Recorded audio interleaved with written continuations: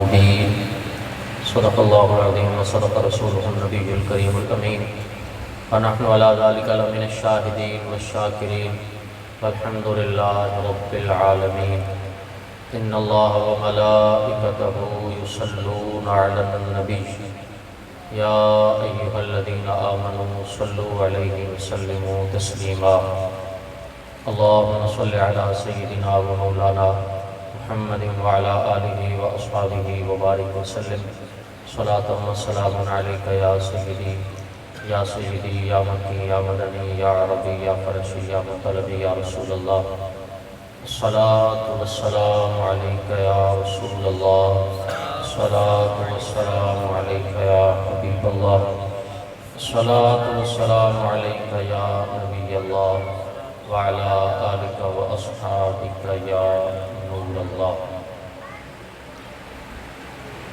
حمد و صلاۃ کے بعد نہایت ہی قابل سطح احترام و احتشام بزرگوں، نوجوان دوستوں، اللہ رب العزت ہم سب کا یہاں نبی پاک علیہ السلام کے مبارک ذکر کے لیے جمع ہونا اپنی بارگاہ میں قبول و منظور فرمائے، ہم سب کے لیے ذریعہ نجات بنائے۔ بالخصوص محترم مکرم جناب عمران صاحب، عثمان صاحب، عرفان صاحب، نعمان صاحب، ان بھائیوں نے نبی پاک علیہ السلام کا میلاد منایا، اللہ کریم اسے شرف قبولیت عطا فرمائے، ان بھائیوں کو سلامتی دے، عافیت دے، محبت دے، برکت دے، ان کی والدہ محترمہ کو اللہ کریم حضور کے میلاد کا صدقہ صحت سلامتی عطا فرمائے، عافیت عطا فرمائے، ہر طرح کی آزمائش سے محفوظ فرمائے۔ حضور کے ذکر کا صدقہ اللہ کریم محترم دوست مرحوم ڈاکٹر رفیق صاحب کو اللہ کریم بلا حساب جنت میں داخلہ نصیب فرمائے۔ اس کے جو رکن ہیں حاجی رفیع صاحب، مرحوم ڈاکٹر صاحب ان کے بڑے اچھے دوست تھے، اسی مناسبت سے مجھے وہاں ہمارے رفیع صاحب نے حکم فرمایا، میں بیان کرنے کے لیے وہاں حاضر ہوا۔ تو اس کے بعد چونکہ رفیع صاحب کی مصروفیات انٹرنیشنل سطح کی ہیں اور آج کل تو اور زیادہ مصروف ہیں، کبھی کسی ملک میں کبھی کسی ملک میں، تو پھر زیادہ تر جو مرحوم ڈاکٹر صاحب ہیں عثمان صاحب، عرفان صاحب، ان بھائیوں کے جو والد محترم ہیں، بہت سارے معاملات میں میرا ان سے رابطہ رہتا تھا۔ اس کے بعد ان بھائیوں سے رابطہ ہے، اللہ کریم ان کو اپنی جوار رحمت میں جگہ نصیب فرمائے اور ان بھائیوں کو اللہ کریم سلامتی عطا فرمائے۔ نبی کریم علیہ السلام کی ذات والا صفات پر درود پاک پڑھنے کے بہت سارے فضائل و مناقب ہیں۔ ایک حدیث پاک، ایک روایت جو بہت سارے علماء، محدثین، مصنفین نے اپنی اپنی کتابوں میں ذکر فرمائی ہے، میں وہ آپ حضرات کی خدمت میں بیان کرتا ہوں۔ ہماری یہ ایک قسم کی نجی محفل بھی ہے، مختصر سی گیدرنگ ہے، تو اس گیدرنگ میں گفتگو کرنا اور سننا قدرے مزیدار بھی ہوتا ہے اور آسان بھی ہوتا ہے۔ آسان اس معنی میں کہ کوئی زیادہ لمبا چوڑا سسٹم نہیں ہوتا، او بھائی تو بول، او بھائی تو بیٹھ جا، او بھائی تو کھلو جا، او تو اگے آ جا، او تو پیچھے ہو جا، ایسا سسٹم تو ہوتا نہیں، اس لیے قدرے آسان ہے۔ اور مزیدار اس لیے کہ بات سمجھانا آسان ہوتا ہے۔ اس لیے میں جو روایتی انداز ہے تقریر کا، میں وہ نہیں لے کے آیا، بلکہ میں جو میرے سامنے اس وقت بخاری شریف ہے، میں کچھ بخاری شریف سے بھی آپ کے سامنے کچھ بیان کروں گا، اور ایک اور کتاب بھی میرے سامنے موجود ہے، میں اس سے بھی کچھ گفتگو کروں گا۔ اللہ ہمیں درست انداز میں، درست سورسز کے ساتھ دین سمجھنے کی توفیق عطا فرمائے۔ دیکھیں دکاندار بڑے ہوتے ہیں، چیز دینے والے بڑے ہوتے ہیں، بیچنے والے بڑے ہوتے ہیں، بازار میں بڑی دکانیں، بڑے برانڈ، بڑے نام، بڑی کمپنیاں، بڑے مونوگرام، سارا کچھ ہوتا ہے، لیکن سمجھدار بندہ وہ ہوتا ہے کہ جو چیز جہاں سے اچھی اور خالص ملتی ہے وہ اگر ملٹی مارٹ والا عثمان بھائی بھی بیٹھا ہو یہاں سے بھی لوگ آ کے لے لیا کرتے ہیں. دیکھو بازار میں تو نہیں بیٹھے ہوئے، ٹھیک بیٹھے تو یہاں سائڈ پہ ہیں، لیکن چیز بتاتی ہے کہ بھائی چیز ہے۔ تھوڑا ریپیٹر ایکو وغیرہ نا یہ کام کریں تاکہ میری بات سمجھ آئے۔ آج کے دور میں بھی یہی حال ہے، تسی سبحان اللہ کہنی ہے، تانوں کہنی پہنی، ایویں تقریر کوئی نہیں ہونی۔ جی ہاں، ایک کار ہوا بھی جتھے اسی نکھرے بھی نہیں کر سکتے، ابھی کو چلو ساڈا خون ود جائے تسی ہلے نہیں بول رہے۔ اس لیے اگر آپ کچھ سننا چاہتے ہیں تو میں سنانے کے موڈ میں ہوں، آپ کو کچھ نہ کچھ بولنا پڑے گا۔ آج کے دور میں ہر بندہ کہتا ہے میں سچا،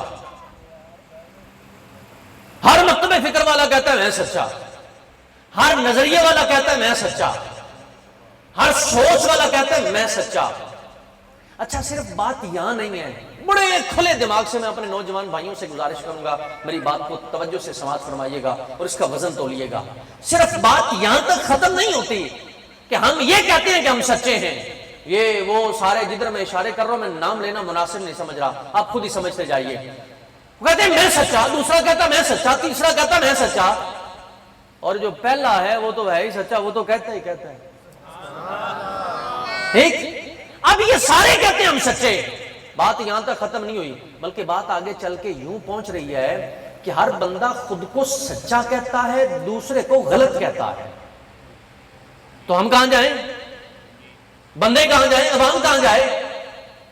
یہاں بعض اوقات لوگ یہ بھی کہہ دیتے ہیں، کہتے کون یار انہیں مولویاں دی آپس لڑائی ہے، تسی اپنا کام کرو سنو ساریاں دی کرو اپنی۔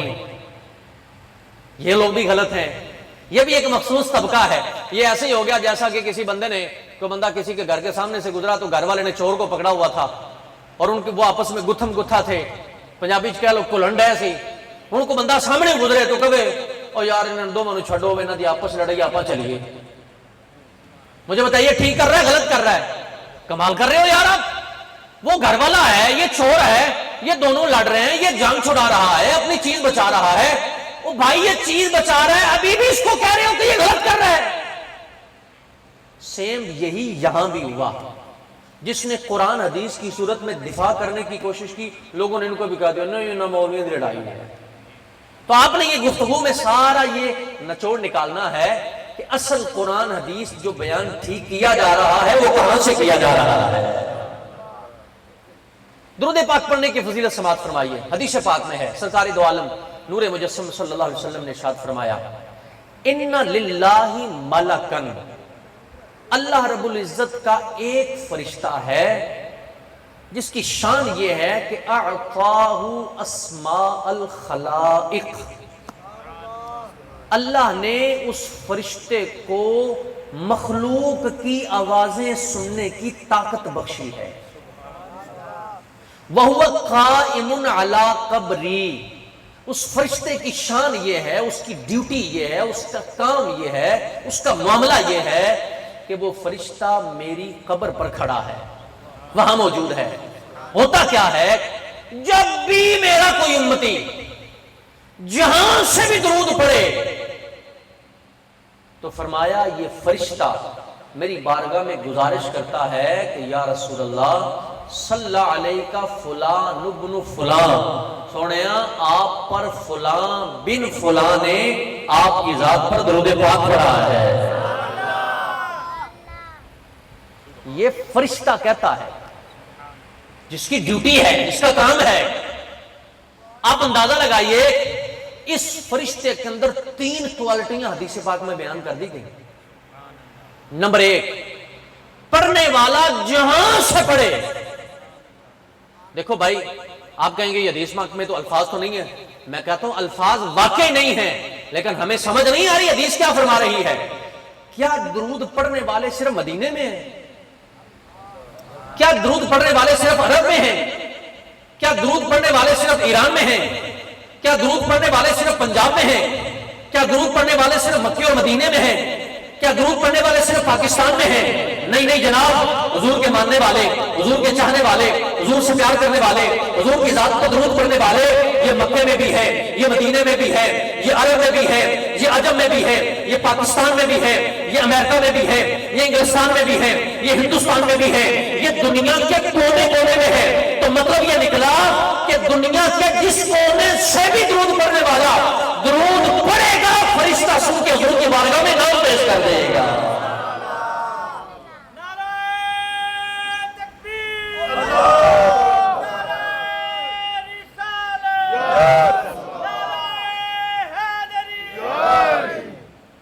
ایک شان تو یہ ہے۔ دوسری شان، حدیث پاک میں فرمایا فرشتہ کہتا ہے فلاں بن فلاں نے درود پڑھا ہے۔ ہم یہاں سے چلے جائیں نا اور اتفاق سے اللہ نہ کرے کو مجبوری بن جائے اور بندہ کسی دوسرے ضلع میں چلا جائے اور پھنس جائے وہاں جا کے، تو وہاں وہ ڈیٹا نکالے نا، بولے گا نہیں تمہارا ڈیٹا یہاں شو نہیں ہو رہا، جا کے انگوٹھا لگاؤ، تھم لگواؤ، تمہارا ڈیٹا آن لائن نہیں ہوا۔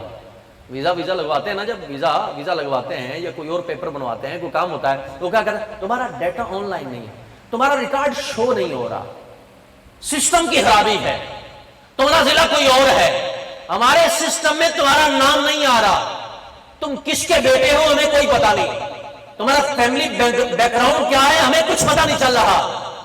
یہ ہماری کیفیت ہے، یہ ہمارے سسٹم کا مسئلہ ہے، یہ ہمارے کمپیوٹر کا مسئلہ ہے۔ وہاں یہ مسئلہ نہیں، درود پڑھنے والا جہاں سے بھی پڑھے، جدھر سے بھی پڑھے، اس فرشتے کو رب نے اتنا علم دیا ہے، یہ بندوں کو جانتا ہے، ان کے نسبوں کو جانتا ہے، ان کے باپ کو جانتا ہے، ان کی نسل کو جانتا ہے، ان کی جگہ کو جانتا ہے۔ مطلب یہ نکلا کہ یہ جو ہمارے آفیسز ہیں، ہمارا جو سسٹم ہے، ہمارا جو کمپیوٹر ہے، یہاں ڈیٹا آن لائن نہیں، وہاں سارا ڈیٹا آن لائن ہے۔ درود پڑھنے والا جہاں سے بھی پڑھے، فرشتہ درود پڑھنے والے کو بھی جانتا ہے، اس کے باپ کو بھی جانتا ہے۔ تبھی تو درود پڑھنے والے کا نام اور اس کے باپ کا نام لے رہا ہے حضور کی بارگاہ میں۔ یہ دوسری کوالٹی ہے۔ اور تیسری کوالٹی کیا ہے؟ مجھے یہ بتائیے، کیا درود پڑھنے والے صرف عربی ہیں؟ درود عربی میں بھی پڑھا جاتا ہے، درود سندھی میں بھی پڑھا جاتا ہے، درود پنجابی میں بھی پڑھا جاتا ہے، درود ہندی میں بھی پڑھا جاتا ہے، درود ہندکوں میں بھی پڑھا جاتا ہے، درود بلوچی میں بھی پڑھا جاتا ہے، درود پشتو میں بھی پڑھا جاتا ہے، درود انگلش میں بھی پڑھا جاتا ہے، ڈچ زبان میں پڑھا، کتنی دنیا کی زبانیں ہیں ان میں درود پڑھا جاتا ہے۔ جو عربی والا ہے وہ اپنے انداز میں اللہم صلی علی محمد وعلی آل محمد، یہ بھی انداز ہے درود پڑھنے کا۔ صلی اللہ علیہ یا رسول اللہ، یہ بھی انداز ہے درود پڑھنے کا۔ الصلاۃ والسلام علیکہ یا رسول اللہ، یہ بھی انداز ہے درود پڑھنے کا۔ یہ تو ہو گئے عربی والے۔ اب اردو میں چلے جائیں تو آپ جمعے کے دن جمعے کی نماز کے بعد درود پڑھتے ہوں گے، مصطفیٰ جان رحمت پہ لاکھوں سلام، شمع بزم ہدایت پہ لاکھوں سلام۔ ٹھیک ان کی نیچی نظروں کی حیا پر درود، اونچی بینی کی رفت، یہ جو مختلف الفاظ جس میں درود کا ذکر ہے، یہ اردو میں درود ہے۔ ٹھیک اسی طریقے سے یا نبی سلام علیکہ، یہ بھی اردو میں ہے، کچھ اردو ہے کچھ عربی ہے۔ ایسے پنجابی میں درود پڑھا جاتا ہے، لکھاں تیرے تے درود تے سلام سونیا، یہ پنجابی میں ہے۔ تو یعنی درود پڑھنے والے عربی والے بھی ہیں، ہندی والے بھی ہیں، سندھی والے بھی ہیں، پنجابی والے بھی ہیں، پشتو والے بھی ہیں، انگلش والے بھی ہیں۔ دنیا کی جس لاکھوں زبانیں ہیں، یہ سارے کے سارے حضور کے چاہنے والے ہیں، حضور کے ماننے والے ہیں، حضور سے پیار کرنے والے ہیں، حضور سے محبت کرنے والے ہیں۔ کوئی درود پڑھتا ہے تو عربی میں پڑھتا ہے، کوئی درود پڑھتا ہے تو ہندی میں پڑھتا ہے، کوئی درود پڑھتا ہے تو سندھی میں پڑھتا ہے، کوئی درود پڑھتا ہے تو پشتو میں پڑھتا ہے، کوئی درود پڑھتا ہے تو کشمیری میں پڑھتا ہے، کوئی درود پڑھتا ہے تو بلوچی میں پڑھتا ہے، کیونکہ ان کے غلام عربی بھی ہیں، اجمی بھی ہیں، ایرانی بھی ہیں، پاکستانی بھی ہیں، ہندی بھی ہیں، پنجابی بھی ہیں، انگلش والے بھی ہیں، پشتو والے بھی ہیں، سرحد والے بھی ہیں، ہندکوں والے بھی ہیں۔ یہ سارے کے سارے ان کے غلام ہیں، تو اپنی اپنی زبان میں درود پڑھتے ہیں۔ مطلب یہ نکلتا ہے کہ اگر کوئی درود پڑھنے والا عربی میں پڑھے، فرشتہ تب بھی جانتا ہے، اگر ہندی میں پڑھے فرشتہ تب بھی جانتا ہے، اگر سندھی میں پڑھے فرشتہ تب بھی جانتا ہے، اگر پشتو میں پڑھے فرشتہ تب بھی جانتا ہے، اگر کشمیری میں پڑھے فرشتہ تب بھی جانتا ہے۔ اس لیے ہم کہتے ہیں جب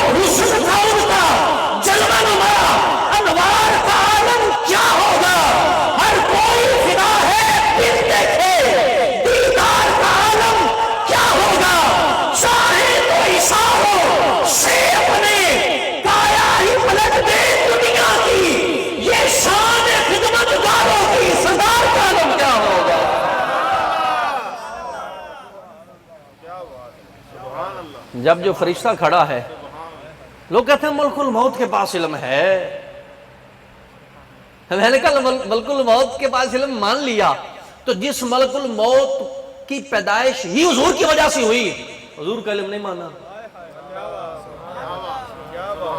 یہ فرشتہ جو قبر پہ ہے، یہ جبریل نہیں ہے، یہ اسرافیل بھی نہیں ہے، یہ ملک الموت بھی نہیں ہے، یہ میکائیل بھی نہیں ہے۔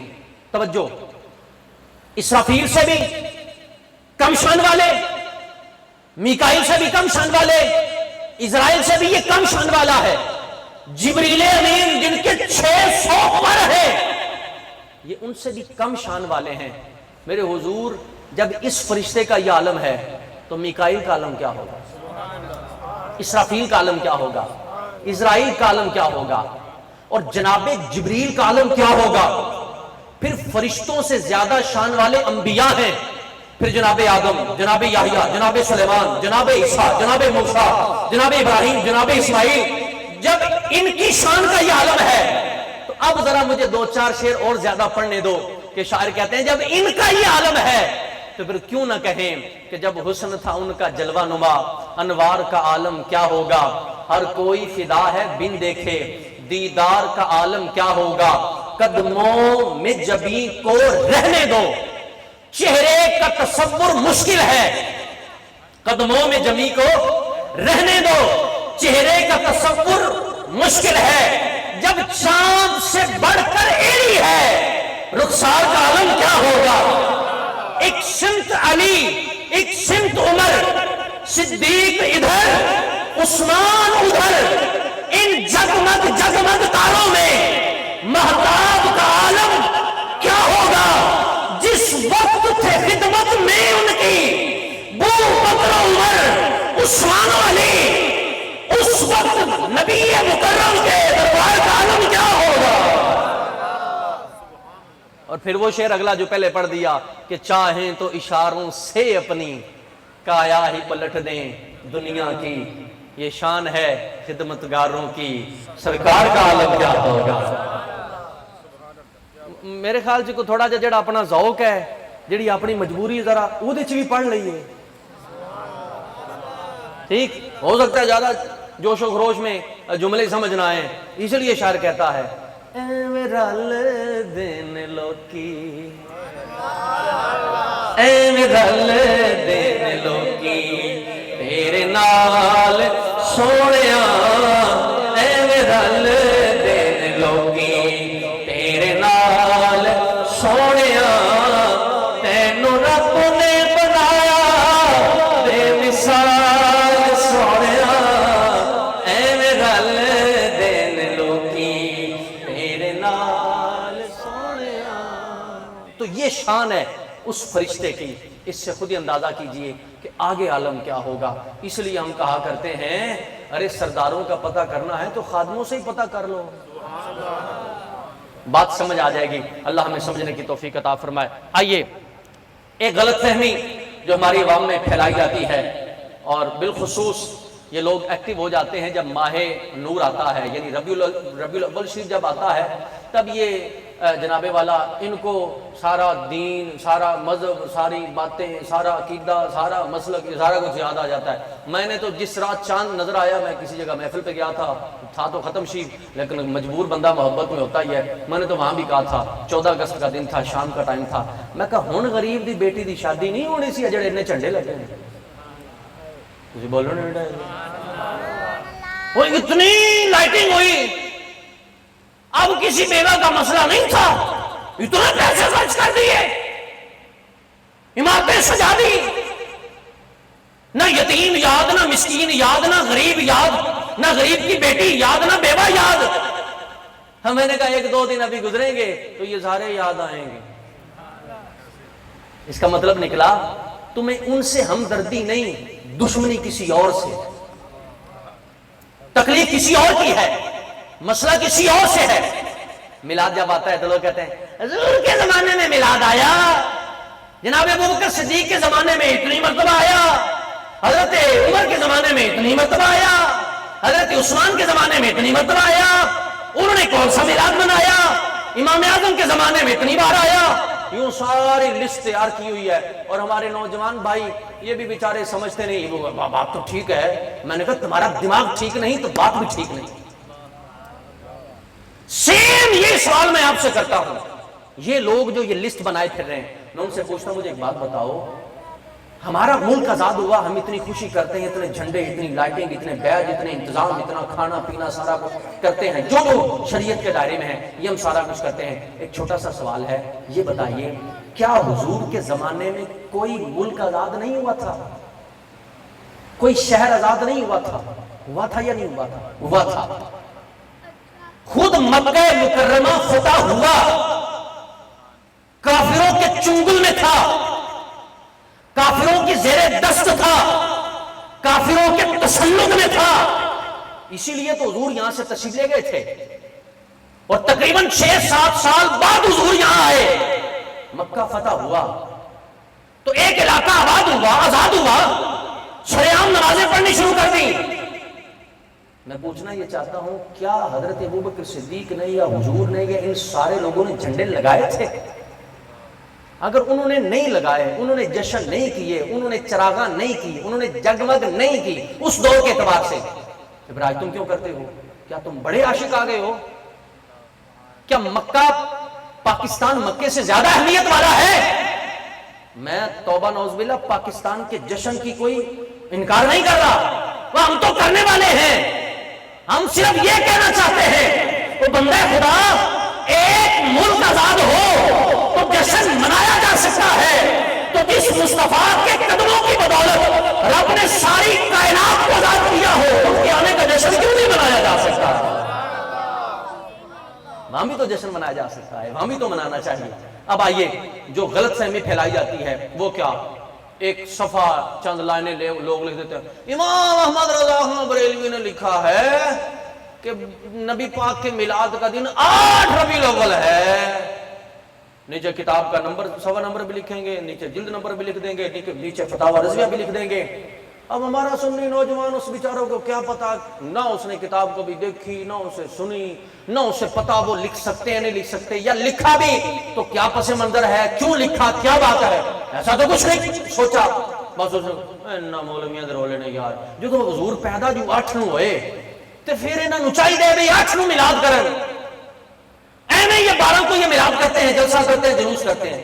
میں کہ بات سن، اگلا جواب پہلے دے لیتے ہیں، میں چھوٹا سا آپ سے ایک مطالبہ کرنے لگا ہوں، بات یہ ہے تمہاری مان لیتے ہیں، تم کہتے ہو حضور 8 کو پیدا ہوئے، ہم تمہاری مان لیتے ہیں، بالفرض میں بات کر رہا ہوں تمہاری مان لیتے ہیں، لیکن اتنی سی گزارش ہماری بھی سن لو کہ اگر حضور 8 کو آئے تو 8 کو ہی میلاد کر لو۔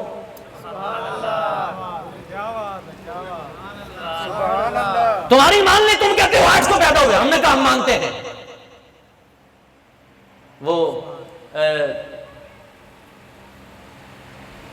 امام اہل سنت کے کلام کا ایک شعر مجھے یاد آیا، بہت خوبصورت شعر ہے، اس کا دوسرا مصرع ہمارے گفتگو سے متعلقہ ہے، توجہ کیجئے ذرا شعر سنیے، فرماتے ہیں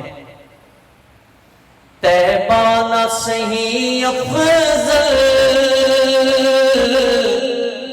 مکہ ہی بڑا زاہد،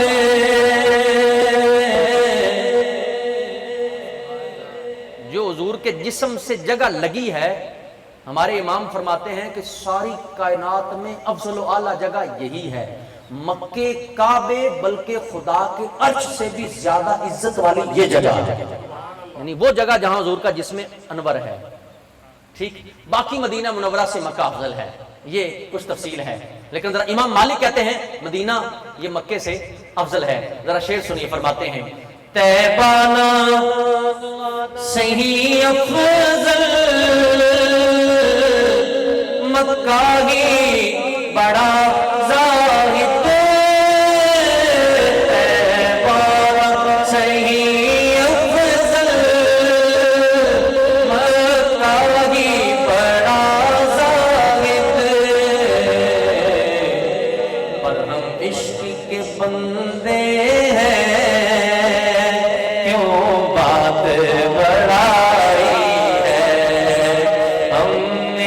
کے بندے ہیں کیوں بات بڑا. بیان شروع کیتے نو ادھا گھنٹہ ہو گیا جی، بات چنا کیا جی بھی 15 منٹ ہوئے نا. جی ہاں بس 15-20 منٹ اور جو نا وہ آپ برداشت کر لیں کہ پہلے بس کر دیں. جی توجہ، میں گزارش کرنے لگا تھا بھی ہمارا مطالبہ یہ ہے کہ تمہاری مان لیتے ہیں 8 کو حضور کا میلاد ہے، مان لیا تو تم 8 کو ہی کر لو، ہم تمہارے ساتھ کریں گے، میلاد منائیں گے. بولا 12 کو حضور کی وفات کا دن ہے، وصال کا دن ہے. میں نے کہا ہم مانتے ہیں. تو پھر جب وفات کا دن ہے تو خوشیاں کیسی؟ میں کہا تو دریاں وشال ہے. کمال کرتے ہو. ارے بھائی نبی پاک دنیا میں تشریف لائے، ہمارا دین کہتا ہے کہ سوگ 3 دن ہے، اس کے بعد نہیں ہے. ہاں جو بیوہ ہے وہ 4 مہینے 10 دن سوگ کرے گی، جس کا شوہر فوت ہو جائے. تو یہ تم کیا ہوا؟ اور ویسے بھی جب قرآن دیکھا جائے، پڑھا جائے، سنا جائے تو قرآن میں نبی پاک علیہ السلام کی ہمیشہ آنے کا ذکر ہی صراحتاً فرمایا ہے. بات لمبی ہو گئی. اب آئیے اس بات پر، جو لوگ یہ کہتے ہیں جی اعلیٰ حضرت نے لکھا ہے، امام احمد رضا خان نے لکھا ہے، جی 8 ربیع الاول کو آپ پیدا ہوئے. میں آپ کو فتاوی رضویہ شریف ہی سے بتانے لگا ہوں کہ آپ نے لکھا ہے یا نہیں لکھا، یا لکھا ہے تو کیا لکھا ہے. ذرا توجہ کیجئے گا، صرف محض میسج پہ نہ جایا کریں، تھوڑا توجہ کر لیا کریں، کسی سچے سنی سے عالم دین سے پوچھ لیا کریں. ذرا توجہ کیجئے گا، امام محمد رضا خان نے لکھا یا نہیں لکھا. آپ فرماتے ہیں، یہ فتاوی رضویہ ہے، اس کی جلد نمبر 26 ہے، صفحہ نمبر اس کا 411 ہے. امام علیہ سنت کیا فرماتے ہیں؟ آپ فرماتے ہیں حضور کی ولادت کے دن کے بارے میں، حضور کب پیدا ہوئے، 7 قول ہیں. کسی بھی چیز کے بارے میں اقوال ہوتے ہیں بعض اوقات، 7 قول ہیں. آپ فرماتے ہیں وہ 7 قول کون سے ہیں؟ نمبر 1 2 ربیع الاول، 8 ربیع الاول، 10، 12، 17، 18 اور 22. یہ 7 قول ہیں. لیکن آگے فرماتے ہیں مگر اشہر و اکثر و ماخوذ و معتبر 12ویں ہے. بھائی یہ لکھا ہے. تو امام احمد رضا خان نے قول لکھا ہے کہ ہے 8 کا، لیکن اکیلا 8 کا نہیں لکھا، 7 قول لکھے ہیں. اور 7 جو امام احمد رضا خان نے یہ لکھا ہے کہ معتبر قول کون سا ہے. اور پھر صرف یہاں نہیں، اور بھی آپ نے کئی جگہوں پر، کئی مقامات پر آپ نے اس کو واضح کیا ہے. فرماتے ہیں اس وجہ سے بھی 12ویں کا دن ہم مناتے ہیں کہ صدیوں سے حضور کے چاہنے والے اسی دن حضور کے آنے کی خوشیاں کر رہے ہیں، اس لیے ہم 12ویں کو حضور کا میلاد مناتے ہیں. اللہ ہمیں نبی پاک علیہ السلام کے میلاد کو درست طریقے پر منانے کی توفیق عطا فرمائے. آئیے قرآن پاک کی بڑی مشہور آیہ مبارکہ میں نے آپ کے سامنے تلاوت کی ہے، اس پر میں 1-2 باتیں کر کے پھر بخاری شریف کی حدیث پاک آپ کو سنانا چاہتا ہوں. گھنٹے کے بعد 12 کو بجے آپ پتہ جان چھاڑ دیں گے کیویں ٹلے پہ گئے بھائی. اتنی جلدی تو میں بھی نہیں پہنچ سکتا، اور نہ ہی اپنی صحت اتنی اجازت دیتی ہے. توجہ ہے جی، سنیے بس تھوڑا وقت ہم لگاتے ہیں. قرآن پاک میں اللہ فرما رہا ہے قد جاءکم من اللہ نور و کتاب مبین. تحقیق آ گیا تمہارے پاس نور، کس کی طرف سے؟ اللہ کی طرف سے. و کتاب مبین، اور کتاب مبین. ویسے یہ گفتگو ایسی ہے کہ اس پر بڑا لمبا چوڑا کلام ہو سکتا ہے، لیکن زیادہ گہری باتیں کرنا مناسب نہیں سمجھ رہا، وقت بھی اجازت نہیں دے رہا. سادہ باتیں آپ حضرات سماعت فرمائیے گا. وہ کیا؟ اللہ نے محبوب کو نور فرمایا. ایک نہیں 10 سے زیادہ تفسیروں میں، عربی تفسیروں میں ارشاد فرمایا کہ اس نور سے مراد نور مصطفیٰ ہے. اس سے مراد حضور کی ذات ہے. کہ مطلب یہ ہے کہ تحقیق میں نے تمہیں کتاب بھی عطا فرمائی ہے، ساتھ کتاب سمجھانے والا بھی عطا فرمایا ہے. یعنی اس کے جو آپ تفسیری ترجمے ہیں ان میں سے یہ ترجمہ آپ کر سکتے ہیں کہ نور تشریف لایا اور کتاب مبین ہے. نور کی کچھ خصوصیات ہیں، کچھ شانیں ہیں، کچھ کمالات ہیں. نور کی ایک خوبی یہ ہے کہ نور خود چمکتا ہے، اس کو چمکنے کے لیے کسی کی ضرورت نہیں ہوتی، روشنی کی حاجت نہیں ہوتی۔ مثال کے طور پر آپ یوں سمجھ لیجئے جیسا کہ سورج خود نور ہے، تو سورج کو چمکنے کے لیے کسی کی حاجت نہیں، بلکہ یہ خود چمکتا ہے۔ بلکہ نور کی شان یہ ہوتی ہے کہ وہ کسی کی وجہ سے نہیں چمکتا، بلکہ جس پر اس نور کا پرتاؤ پڑ جاتا ہے وہ چیز بھی چمک جایا کرتی ہے۔ یہی وجہ ہے کہ نبی پاک علیہ السلام کی آپ شان کو دیکھیے، آپ کی عظمت کو دیکھیے، آپ دنیا میں تشریف لائے، آپ کو کسی نے نہیں چمکایا، کسی کا آپ پر احسان نہیں، بلکہ سب کو آپ نے چمکایا ہے۔ جس شہر میں تشریف لائے اس شہر کو چمکایا ہے، جس زمانے میں تشریف لائے اس زمانے کو چمکایا ہے، جس خاندان میں تشریف لائے اس خاندان کو چمکایا ہے، جن صحابہ میں تشریف لائے ان صحابہ کو بے مثال بنایا ہے، جس مبارک آل میں تشریف لائے اس مبارک آل کو جناب والا بے مثال بنایا ہے، جس کتاب کو لے کر آئے وہ کتاب بھی بے مثال ہے، جس امت میں تشریف لائے وہ امت بھی بے مثال ہے۔ یہ سارے کمالات اس مصطفیٰ کے ہیں کہ جس جگہ تشریف لائے وہ جگہ بے مثال بن گئی، جس زمانے میں تشریف لائے وہ زمانہ بے مثال بن گیا، وہ بے مثال ہو گیا، جس خاندان میں تشریف لائے وہ خاندان بے مثال ہو گیا، جس امت میں تشریف لائے وہ امت بے مثال ہو گئی، جس مدینے میں گئے وہ مدینہ بے مثال ہو گیا، جس مکے میں تشریف لائے وہ مکہ شہروں کا سردار بن گیا۔ بلکہ چمکتے چمکتے جب یہ نور جناب ابو بکر کے لیے چمکا تو وہ صدیق اکبر بن گئے، جب یہ جناب فاروق کے لیے چمکا تو فاروق اعظم بن گئے، جناب عثمان کے لیے چمکا تو ذوالنورین بن گئے، مولا علی کے لیے چمکا تو حیدر کرار بن گئے، جناب حمزہ کے لیے چمکا تو سید الشہداء بن گئے، جناب حسن حسین کے لیے چمکا تو سرداران جنت بن گئے، جناب نعمان بن ثابت کے لیے چمکا تو امام اعظم بن گئے، محمد بن ادریس کے لیے چمکا تو امام شافی بن گئے، جناب بابا فرید کے لیے چمکا تو گنگے شکر بن گئے، جناب علی حجویری کے لیے چمکا تو داتا حجویری بن گئے۔ یہ جہاں جہاں چمکتا گیا بے مثال کرتا گیا۔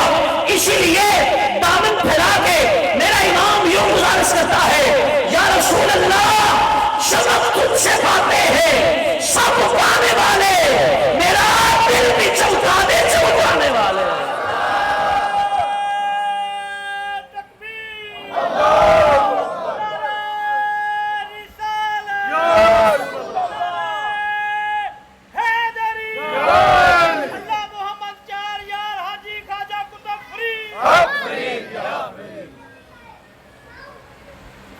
جدھر سے وہ گزرے ہیں ایک بار مسیر، ہزار بار وہاں سے بہار آئی ہے۔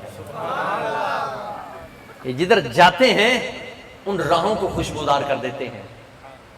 ٹھیک، وہ شاعر نے خوبصورت انداز میں اس بات کو سمجھایا، کہتے ہیں وہ سمجھتے ہیں بولیاں سب کی، وہی بھرتے ہیں جھولیاں سب کی، آؤ بازار مصطفیٰ کو چلے، آؤ بازار مصطفیٰ کو چلے، آؤ بازار مصطفیٰ کو چلے، کھوٹے سیکھے وہیں پہ چلتے ہیں، آؤ بازار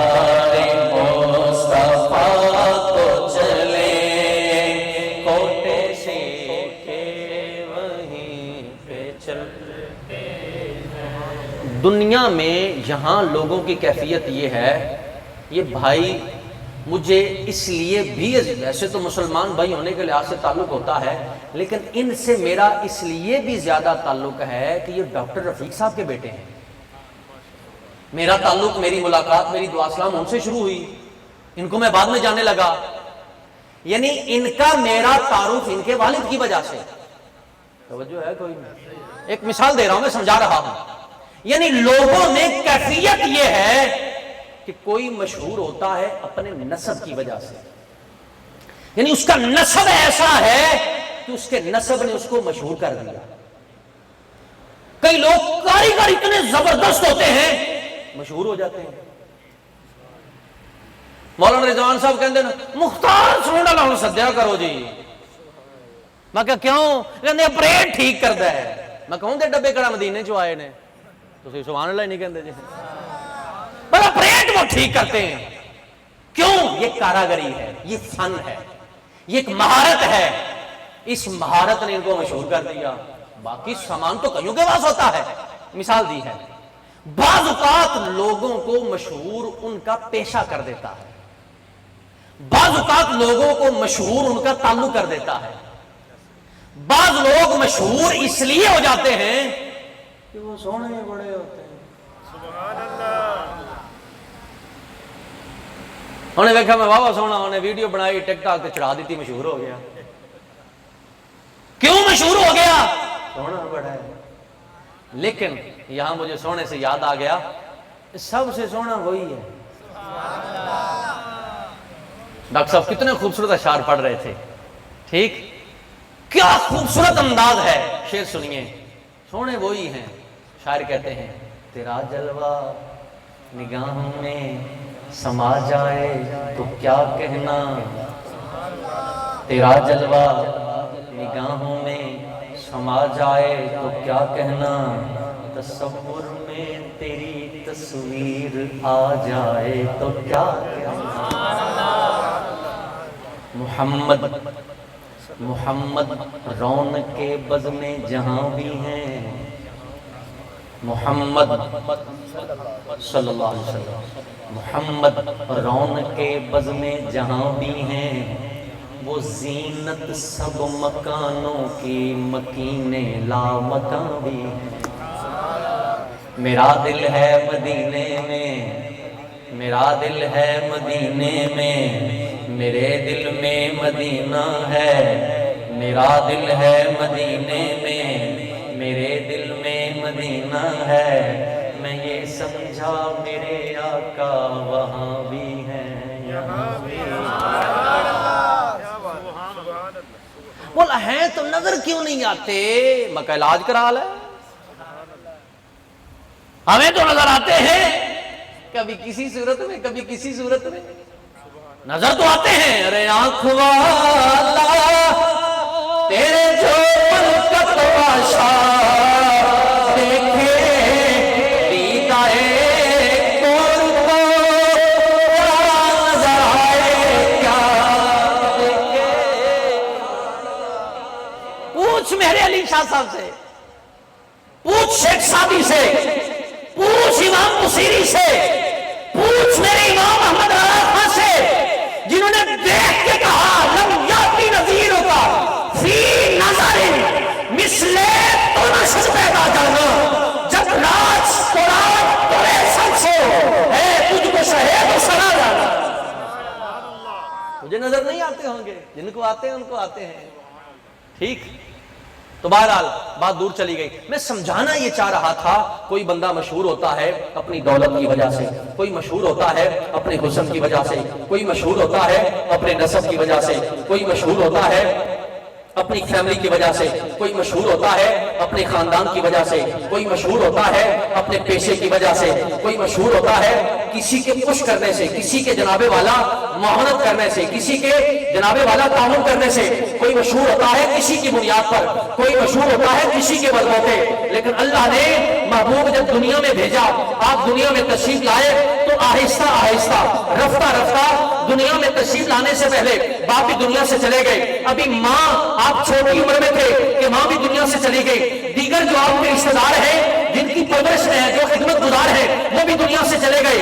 ایک زمانہ ایسا آیا بظاہر کوئی رشتہ دار نہیں، کوئی قریبی نہیں، کوئی ساتھ رہنے والا نہیں، کوئی خیال کرنے والا نہیں. ایسے زمانے میں محبوب کو رب نے بھیجا، اعلان نبوت فرمایا. کوئی یہ نہ سمجھے کہ میرے محبوب کو چمکانے والے، مشہور کرنے والے خاندان والے ہیں، نسل والے ہیں، پیشے والے ہیں، رشتہ دار ہیں، ماں باپ ہیں، آل اولاد والے ہیں. نہیں نہیں، میں نے محبوب ہی ایسا بھیجا ہے جس کو کائنات نے خود ہی مشہور کروا دیا ہے. کسی اور کی وجہ سے نہیں کائنات نے غلبہ پایا، بلکہ میں نے ان کو شان کمال ہی ایسا بخشا ہے کہ کائنات میں تشریف لائے ہیں تو دنیا والے ان کو جانتے ہیں، یہ ایسے مشہور و معروف اور ایسے چمکنے والے ہیں کہ زمین ان کو جانتی ہے، آسمان ان کو پہچانتا ہے، جنت اسے انہیں پہچانتی ہے، حور و غلمان انہیں جانتے ہیں، انبیاء انہیں پہچانتے ہیں، مشرق مغرب شمال جنوب انہیں جانتے ہیں، بحر و بر انہیں جانتے ہیں، فرشتے انہیں پہچانتے ہیں، جنات انہیں جانتے ہیں، کائنات والے سارے انہیں مانتے ہیں۔ کیوں؟ اس لیے کہ سارا کچھ بنا ہی محبوب کی وجہ سے، تبھی تو جانتے ہیں۔ آئیے میں اسی بات کو آگے بڑھاتے ہوئے ذرا توجہ کیجئے گا، حضور تو حضور ہیں، حضور تو چمکاتے ہی ہیں، جو چیز حضور سے لگ جاتی ہے وہ آگے کئیوں کو چمکانے لگ پڑتی ہے۔ یہ بخاری ہے، یہ بھائی بخاری ہے، توجہ ہے، اور یہ عربی ہے، آپ زیارت کرنا چاہیں تو آپ کر سکتے ہیں۔ میں بخاری ہی پڑھوں گا، جو حدیث آپ کو سناؤں گا بخاری سے سناؤں گا، عربی عبارت پڑھوں گا، حدیث کا نمبر بتاؤں گا، آپ جو جملے میں بتاؤں کوئی 2-4 جملے ریکارڈ کر لیں، اس کو نیٹ پہ جا کے سرچ کر لیں، بخاری میں نہ ہوں تو میں ذمہ دار ہوں، لیکن یہ گل ہے بخاری دے وچ ہی ہے تے ہن تک کوئی حیا کر لو۔ سمجھ آ گئی؟ اللہ اکبر، سبحان اللہ۔ او بھائی یہ گل تسی صحیح کر رہا جے، لیکن جنہ نعرے مارے شروع کر دیتے تے پھر کہن گے استاد اسی تد نعرے ماری جائیں گے۔ سبحان اللہ، توجہ ہے، آپ توجہ فرمائے، بھائی کو نعرہ مارو، تسی یہی گل سننی سی۔ سبحان اللہ۔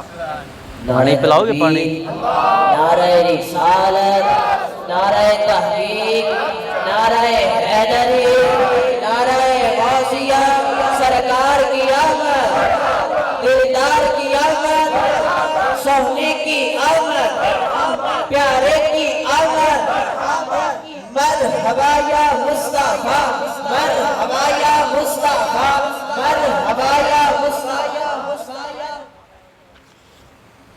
میں گزارش کر رہا تھا، بخاری شریف ہے، بخاری شریف سے میں آپ کو حدیث پاک پڑھ کے سنانے لگا ہوں۔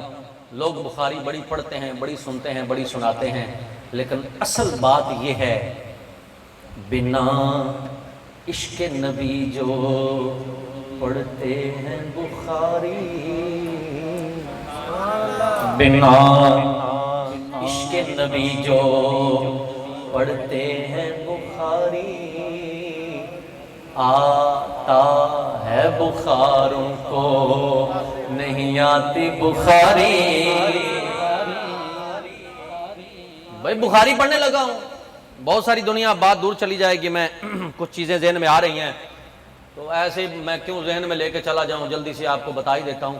قرآن بڑی دنیا پڑھتی ہے، توبہ نعوذ باللہ، جو نبی پاک کو آخری نبی نہیں مانتے، کیا وہ قرآن نہیں پڑھتے؟ پڑھتے ہیں، لیکن غلط پڑھتے ہیں، آگے غلط پڑھاتے ہیں، یہی وجہ ہے۔ جو لوگ قرآن غلط پڑھتے، حدیث غلط پڑھتے، غلط پڑھاتے، غلط سمجھاتے، سننے والے تب گمراہ ہوتے ہیں، ورنہ قرآن حدیث کا تو کوئی قصور نہیں۔ بات سمجھ آ رہی ہے؟ تو یہاں بھی معاملہ ایسا ہی ہے، یہ طریقے سلیقے سے پڑھانے والے نہیں۔ رفع یدین بخاری میں آیا ہے، میں کہ حضرت عمر نے حدیث پاک بیان فرمائی ہے کہ حضور نے اتنا علم دیا کہ جنتی جنت میں چلے گئے، دوزخی دوزخ میں چلے گئے، حتی دخل اہل الجنت منازلہم و اہل النار منازلہم۔ یہ بھی بخاری میں آیا ہے، یہ بھی بخاری میں ہے۔ ہم کو رفع یدین کے منکر تھوڑی ہیں، ہم مانتے ہیں اس کو، لیکن طریقے سلیقے سے مانتے ہیں، ہم آدھی حدیث نہیں مانتے۔ ہم کہتے ہیں رفع یدین حضور کی سنت ہے، کس کے لیے؟ امام شافعی کے لیے۔ جو امام شافعی کا پیروکار ہے وہ کرے، ہم اس کو غلط نہیں کہتے، لیکن یہ کیا بات ہوئی کہ حدیث ہم بیان کریں تو وہ تم تسلیم کرنا دور کی بات، تم اس کو سننے کے لیے تیار نہ ہو، تو یہ تو ناانصافی ہے نا۔ اس لیے توجہ کرنی چاہیے، بخاری سننے سنانے میں بھی یہی حال کیا ہے۔ ذرا حدیث پاک سنیے گا، اس کا کچھ پس منظر یہ ہے کہ نبی پاک علیہ السلام کی بارگاہ میں آپ کو بیان کر لوں، یہ کتاب الادب ہے، اور بخاری میں بذات خود یہ حدیث پاک جو آپ کو میں بیان کرنے لگا ہوں، یہ تقریباً 3 جگہوں پر تو اس وقت میرے ذہن میں بھی ہے۔ نمبر 1 کتاب الجنائز، نمبر 2 کتاب اللباس، اور نمبر 3 کتاب الادب. چوتھی جگہ بھی ہو تو میں کچھ نہیں کہہ سکتا، لیکن ان 3 جگہوں پر تو میں نے پڑھی ہے، کتاب الجنائز، کتاب اللباس اور کتاب الادب کے اندر یہ حدیث پاک موجود ہے. روایت یہ ہے، حدیث نمبر جو ہے جس کو میں پڑھ رہا ہوں یہ 6036 ہے، اور یہ کتاب الادب سے میں پڑھ رہا ہوں. سرکار دو عالم صلی اللہ علیہ وسلم کی بارگاہ میں حضرت سہل بن سعد اس کے راوی ہیں. سرکار کی بارگاہ میں حضرت سہل فرماتے ہیں جاءت امرأۃ الی النبی صلی اللہ علیہ وسلم ببردۃ. نبی پاک علیہ السلام کی بارگاہ میں ایک عورت آئی، ببردۃ، چادر لے کے آئی، کچھ لے کے حضور کی بارگاہ میں آئی. دیگر کئی روایات میں جو کہ بخاری ہی میں ہے، کئی دیگر روایات میں یوں بھی ہیں کہ عرض کرتی یا رسول اللہ نسجتھا بیدی، سونے میں یہ چادر بن کے لائی ہوں، اپنے ہاتھوں سے میں نے یہ بنائی ہے، چادر میں نے یہ اپنے ہاتھوں سے بنائی ہے، میں آپ کی بارگاہ میں پیش کرنے کے لیے آئی ہوں. قالت یا رسول اللہ اکسو کا ہادا، میں چاہتی ہوں کہ سونے تسی انہوں پاؤ، یہ چادر آپ استعمال فرمائیں، آپ پہنیں، میں آپ کو یہ چادر پہنانا چاہتی ہوں. فأخذها النبی صلی اللہ علیہ وسلم محتاجا الیہا فلبسها فرآها علیہ رجل من اصحابہ. راوی فرماتے ہیں سہل بن سعد کہتے ہیں کہ نبی پاک علیہ السلام نے جب یہ چادر اخذها النبی، حضور نے چادر لے لی، حضور کو محتاجا الیہا، سونے نو چادر دی لوڑ بھی سی، نبی پاک کو چادر کی. میں لگتا تسی بور ہو رہے جی، آپ بس کر دیں بھائی، 2-3 لائنیں ہیں، اوکھے سوکھے ہو کے سن لو. حضور کو چادر کی ضرورت بھی تھی، یہ ایک بشری تقاضا ہے. بعض لوگ یوں کہتے ہوتے ہیں دربارہ نے آپ لوڑ ہے، لوکی کی لون جاندے پہنے دربار. اور میں نے کہا ہم کب کہتے ہیں کہ ان کو ضرورت نہیں ہے؟ ہم ان کو خدا تھوڑی سمجھتے ہیں. جو بندہ بھی دنیا سے جاتا ہے، عام جو لوگ ہیں سب کو ضرورت ہے، ہم دعا مانگتے ہیں ان کو فائدہ ہوتا ہے. آپ کو کس نے کہہ دیا؟ لیکن اس کا مطلب یہ نہیں کہ باپ کو اگر ضرورت مند ہے تو وہ بیٹے کا مشکل کشا نہیں ہو سکتا، یہ ضروری نہیں ہے. بات سمجھ آئی؟ یعنی ضروری نہیں کہ بندے کو خود ضرورت ہو تو وہ کسی کا مشکل کشا نہ ہو سکے. کچھ سونا پہلے بھی سونا سی، پھر اور سونا ہو گیا. دنیا تے آیا کوئی تیری نہ مثال، دنیا تے آیا کوئی تیری نہ مثال. میں لب کے لے آواں کتھوں، میں لب کے لے آواں کتھوں سوہنا تیرے نال. دنیا تے آیا کوئی تیری نام. فرماتے ہیں نبی پاک علیہ السلام نے لابسہا، اس چادر کو حضور نے اوڑھ لیا، پہن لیا. جب چادر حضور نے پہن لی، چادر بڑی محبت سے وہ عورت بنا کے لائی تھی، ہاتھ سے خود اس نے بنا تھا، حاشیہ دار وہ چادر تھی. یعنی ایویں سمجھ لو بھی اندے پلو تے کوئی نقش و نگار ہویا سی، کوئی کم ہویا سی. وہ چادر حضور نے لی، حضور نے پہن لی. جب نبی پاک نے چادر پہن لی، راوی فرماتے ہیں فرآہا علیہ رجل من اصحابہ، حضور کے غلاموں میں سے، اصحاب میں سے ایک بندے نے دیکھا، زیارت کی، چادر کو دیکھا، حضور کو دیکھا. دیکھنے کے بعد فقال یا رسول اللہ ما احسن ہذہ، انہوں نے دیکھا، دیکھ کے کہنے لگے سونیا یہ چادر کڈی سونی ہے، ما احسن ہذہ، حضور تو بہت سونی ہے. وہ بعض چیزیں ایسی ہوندے نے بھی ہوندیاں آپ سونیاں نے، لیکن کوئی سونا بندہ وہ استعمال کرے نا تو پھر اور سونیاں لگ دیاں. بعض اوقات ایسا ہوتا ہے، آپ انداز ہن چنگا بھلا سوٹ ہوئے تو کوئی میں پیڑ کو جا بندہ پا لے تو انہوں سونا نہیں لگے گا. ایسا ہے نا؟ ہاں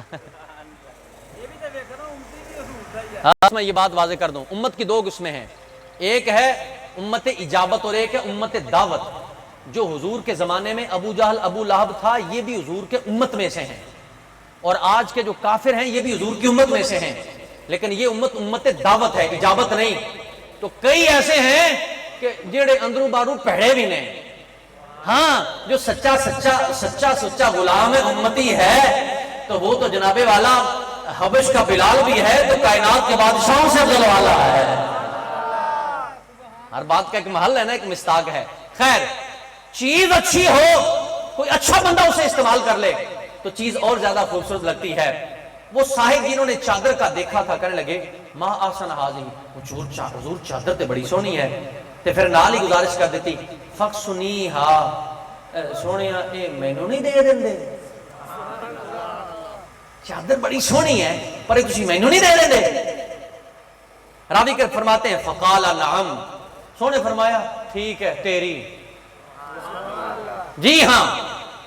راوی فرماتے ہیں فلما قام النبی صلی اللہ علیہ وسلم، تھوڑی دیر حضور تشریف فرما رہے ہیں، اس کے بعد حضور اندر چلے گئے، کمرے میں چلے گئے، گھر چلے گئے، تشریف لے گئے۔ جب حضور اٹھے لامہو اصحابہو، صحابہ اکرام نے دیگر لوگ جو تھے کلاس فیلو، انہوں نے اس صاحب کو کہا جنہوں نے چادر مانگی تھی، کہا یہ جو چادر مانگنے والے تھے ان کا نام تھا عبد الرحمن بن عوف۔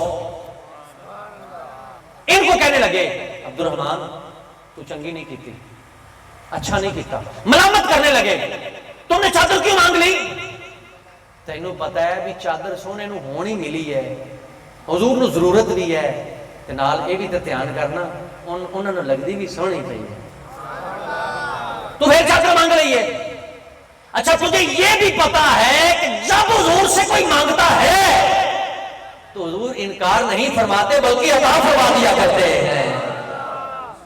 یہ بھی بخاری کے الفاظ ہیں، الفاظ یہ ہیں نبی پاک علیہ السلام کے صحابہ کہنے لگے اور تمہیں پتا بھی ہے ہین رأیت النبی صلی اللہ علیہ وسلم، جب تو نے حضور کو دیکھا آخذہ محتاجا الیہا، حضور کو اس کی ضرورت ہے، ثم سألتہ ایہا، پھر تو نے مانگ لی، سوال کر لیا، وقد عرفت انہ لا یسأل شیئا فیمنعہ، اور تمہیں پتا ہے تم بھی حضور کی بارگاہ میں رہتے ہو، یہی تم درس حاصل کرتے ہو، یہی تم پڑھتے ہو، تمہیں پتا ہے حضور کو ضرورت تھی، تم یہ بھی جانتے ہو کہ کملی والے سے جب کوئی مانگ لیتا ہے تو حضور انکار نہیں فرماتے، عطا کر دیا کرتے ہیں۔ اس لیے شاعر نے بلکہ امام علیہ سنت نے کیا خوبصورت انداز میں کہا، فرماتے ہیں واہ کیا جو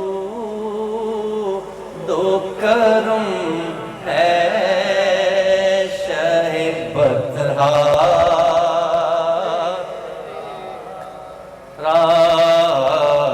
نہیں سنتا ہی نہیں مانگنے والا تیرا۔ تو تم نے چادر کیوں مانگی؟ حضرت عبد الرحمن بن عوف زبان حال سے جواب دے کے کہنے لگے، کچھ الفاظ بخاری میں موجود ہیں، میں وہ الفاظ آپ کے سامنے پڑھوں گا، اور ساتھ کچھ زبان حال بھی ہے۔ گزارش کرنے لگے، دیگر لوگوں سے کہنے لگے، صحابہ کرام سے کہنے لگے تمہاری بات بجا ہے، تم ٹھیک کہہ رہے ہو، تمہارا کہنا اپنی جگہ پر ہے، تم صحیح کہتے ہو، حضور کو ضرورت بھی تھی، کملی والا منع بھی نہیں کرتا، اور نبی پاک علیہ السلام آپ کو وہ اچھی بھی لگ رہی تھی، خوبصورت بھی لگ رہی تھی، ابھی وہ چادر آئی ہے، ابھی حضور نے زیب تن فرمائی ہے، میں یہ جانتا ہوں، مجھے علم ہے، لیکن سنو مجھے چادروں کی کمی نہیں، مجھے دولت کی کمی نہیں، مجھے لباس کی کمی نہیں، تمہیں پتا ہے میں مالدار بندہ ہوں، حضور کی مبارک درگاہ سے مجھے بڑا ملا ہے، اللہ نے بڑا کرم کیا ہے، مالدار آدمی ہوں، چاہوں تو ہزاریں چادریں اکٹھی کر سکتا ہوں، ہزاروں لباس اکٹھے کر سکتا ہوں، میرے پاس دولت بڑی ہے، لباس کا مسئلہ نہیں، دولت کا مسئلہ نہیں، چادر کا مسئلہ نہیں، سارا کچھ موجود ہے، لیکن وجہ یہ نہیں کہ چادر نہیں تھی، چادروں کی کمی نہیں، لیکن اصل مسئلہ یہ ہے رجوت برکتہا، میں نے حضور سے چادر اس لیے مانگی ہے کہ چادر لوں گا، کل کو اس کا کفن بنواؤں گا، جب قبر میں جاؤں گا اس چادر کی برکت سے اللہ میری قبر کو اور سے فرما دے گا۔ مسئلہ لباس کا نہیں، مسئلہ برکت کا، رجوت برکتہا، نبی ولی تو اپنی جگہ ہے، ان کی چادر بھی برکت دیا کرتی ہیں، آپ اندازہ لگائیے، اور آپ دیکھیے کیسی بات ارشاد فرمائی، یہ حدیث پاک دیکھیں بخاری میں آئی، چادر حضور کی بارگاہ میں ابھی ابھی آئی ہے، حضور نے زیب تن فرمائی ہے، حدیث بخاری میں 3-4 جگہ آئی ہے، سوڑیوں کیسی مشکل کشائی ہے، اور کیسی جناب عبد الرحمن بن عوف کے دل و دماغ میں برکت آئی ہے، اس لیے نبی پاک علیہ السلام کی بارگاہ سے یہ چادر طلب فرمائی ہے اور حضور نے یہ چادر عطا فرمائی ہے۔ اس لیے ہم بھی حضور کی بارگاہ میں بہت ساری گزارشات کرتے ہیں، بہت ساری التجائیں کرتے ہیں، بہت سارے سوالات کرتے ہیں اور ہم حضور کو یاد بھی کرتے ہیں۔ اللہ ہمیں بھی نبی پاک علیہ السلام کے مبارک محبت میں، سیرت و صورت میں گم رہنے کی توفیق عطا فرمائے۔ حضور کے میلاد کا تقاضا یہ ہے کہ نماز کی پابندی کی جائے، حضور کے میلاد کا تقاضا یہ ہے حرام سے بچا جائے، حضور کے میلاد کا تقاضا یہ ہے 2 نمبری سے بچا جائے، حضور کے میلاد کا تقاضا یہ ہے جھوٹ سے بچا جائے، حضور کے میلاد کا تقاضا یہ ہے کہ بے حیائی، فحاشی اور عریانی سے بچا جائے، حضور کے میلاد کا تقاضا یہ ہے کہ بے ادبی سے بچا جائے۔ یہ سارے کام حضور کے مبارک ارشادات کا خلاصہ ہے۔ اگر امتی یہ کام نہیں کرتا تو اسے اپنی غلامی پر نظر ثانی کرنی چاہیے۔ اللہ ہم سب کو عمل کرنے کی توفیق عطا فرمائے، آمین۔ وما علینا الا البلاغ۔